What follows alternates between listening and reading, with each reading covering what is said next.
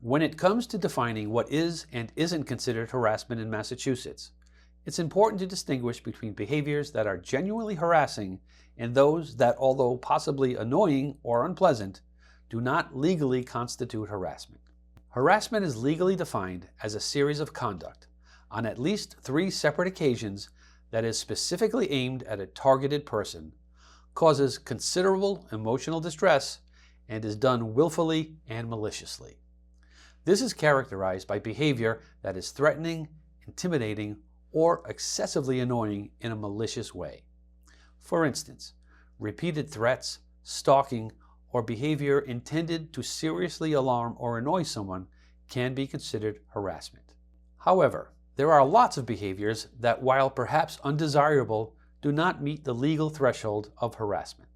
For example, occasional informal communications or interaction that isn't threatening, even if it's unwelcome, is generally not viewed as harassment. Let's discuss some specific behaviors that are generally not considered harassment. Number 1, casual or sporadic conversations. Simple disagreements or one-off remarks that do not have a pattern of threatening or malicious intent typically do not count as harassment. Number 2, business interactions. Regular interactions that occur within a business context, like a customer service representative following up on a service issue, are not harassment. These are considered normal professional behaviors necessary for the conduct of the business. Number 3, political canvassing or surveys.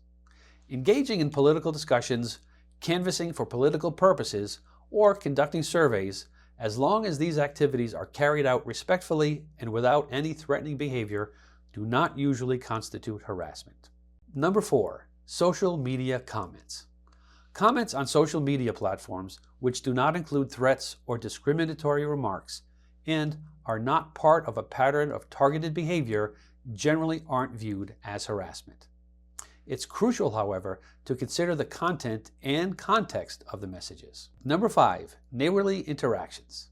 Simple annoyances like a neighbor playing music during the day or a friend dropping by unannounced usually aren't considered harassment, unless these actions become excessively repetitive, threatening, or intentionally malicious. It's also worth noting that conduct perceived as bothersome or irritating, like occasional loud noises or a colleague's one-off inappropriate joke, while possibly unprofessional or uncivil, often do not rise to the level of legal harassment without a sustained pattern of conduct. Understanding these distinctions is vital because it helps clarify what legal protections are available and when it may be necessary to seek further legal advice or action.